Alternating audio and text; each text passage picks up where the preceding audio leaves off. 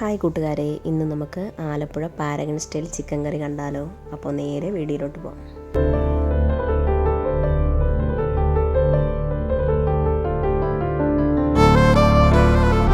അപ്പോൾ അതിനായി ആദ്യമേ ചിക്കൻ മാരിനേറ്റ് ചെയ്യണം. അപ്പോൾ ഞാനിവിടെ എടുത്തിരിക്കുന്നത് ഒരു 800 ഗ്രാം ചിക്കനാണ് എടുത്തിരിക്കുന്നത്. എല്ലോട് കൂടിയാണ് എടുത്തിരിക്കുന്നത്. അതിലേക്ക് കുറച്ച് ഉപ്പിട്ട് കൊടുക്കുക.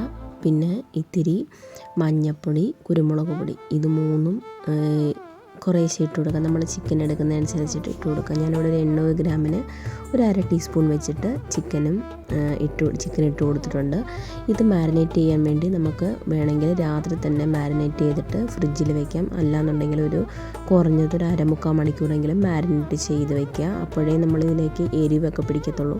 അപ്പോൾ നമ്മളിത് ഒരു സൈഡിലോട്ട് മാറ്റി വെക്കുന്നുണ്ട്. ഞാൻ ഫ്രിഡ്ജിൽ എടുത്ത് വെച്ചിട്ടുണ്ട്. അപ്പോൾ ഒരു 1/2 മണിക്കൂറിനുള്ളിൽ തന്നെ നമുക്ക് തയ്യാറാക്കാവുന്നേ ഉള്ളൂ.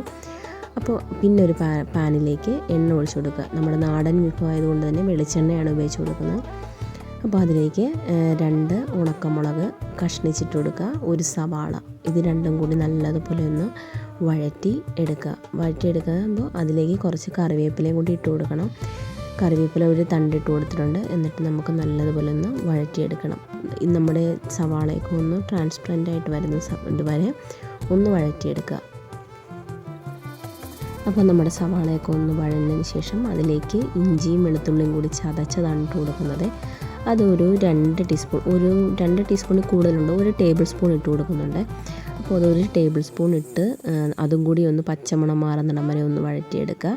ഞാൻ ഇതിലേക്ക് കുറച്ചും കൂടി കറിവേപ്പില ഇട്ട് കൊടുക്കുന്നുണ്ട്. നിങ്ങൾക്ക് ആവശ്യാനുസരണം ഇട്ട് കൊടുക്കാം കറിവേപ്പില. അപ്പോൾ എനിക്ക് ഇച്ചിരി ഇഷ്ടമായതുകൊണ്ട് ഞാൻ ഇച്ചിരി കൂടുതലിട്ട് കൊടുക്കുന്നതാണ് കേട്ടോ.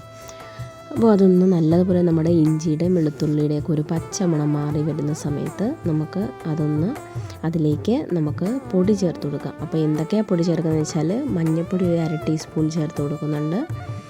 പിന്നെ ഇതിലേക്ക് മല്ലിപ്പൊടിയാണ് ചേർത്ത് കൊടുക്കുന്നത്. മല്ലിപ്പൊടി ഒരു 1 മുതൽ 1.5 ടീസ്പൂൺ വരെ ചേർത്ത് കൊടുക്കുന്നുണ്ട് കേട്ടോ.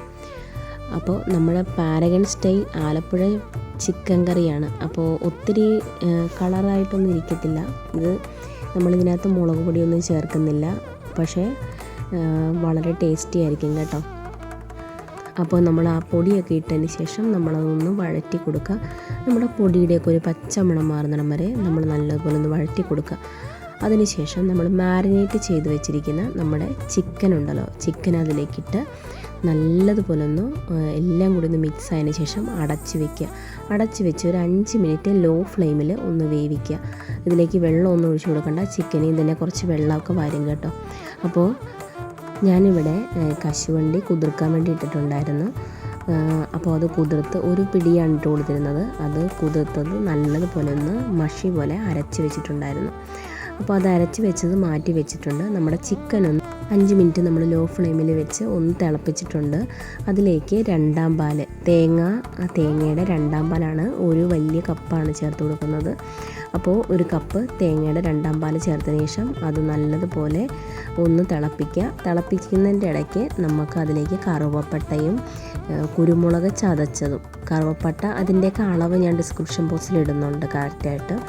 കറുവപ്പട്ടയും കുരുമുളക് പൊടിച്ചതല്ല ചതച്ചതും കൂടി അതിലേക്കിട്ട് നല്ലതുപോലെ ഒന്ന് ഇളക്കി യോജിപ്പിച്ചതിന് ശേഷം നമ്മുടെ ചിക്കൻ നല്ലതുപോലെ ഒന്ന് വേവിച്ചെടുക്കണം. അപ്പോൾ നമ്മുടെ ചിക്കനൊക്കെ നല്ലതുപോലെ ഒന്ന് വെന്തതിന് ശേഷം മാത്രം ഒന്ന് കുറുകി വരുന്ന സമയത്ത് നമുക്കതിലേക്ക് നമ്മുടെ കശുവണ്ടി അരച്ചത് ചേർത്ത് കൊടുക്കാം.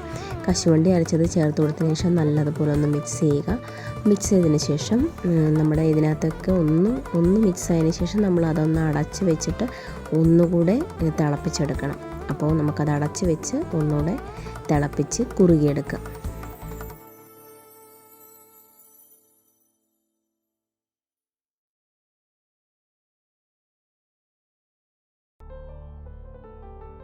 അപ്പോൾ അതാ നമ്മുടെ ചിക്കനൊക്കെ വെന്ത് നല്ലതുപോലെ കുറുകി വന്നിട്ടുണ്ട്. ലാസ്റ്റ് സ്റ്റെപ്പാണിതിൽ നമ്മുടെ 1ാം പാല് ചേർത്ത് കൊടുക്കുക. 1ാം പാല് ചേർത്ത് കൊടുത്തതിന് ശേഷം നമ്മൾ നല്ലപോലെ തിളപ്പിക്കാൻ പാടില്ല.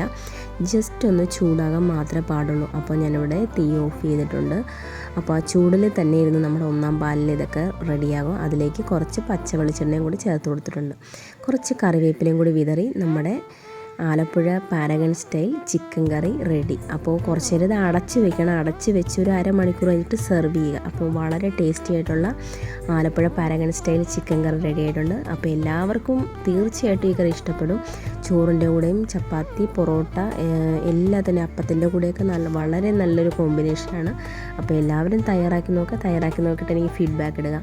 എല്ലാവർക്കും ഇഷ്ടമായെന്ന് വിചാരിക്കുന്നു. നമ്മുടെ ചാനൽ സബ്സ്ക്രൈബ് ചെയ്തിട്ടില്ലെങ്കിൽ ഒന്ന് സബ്സ്ക്രൈബ് ചെയ്യുക. ബൈ.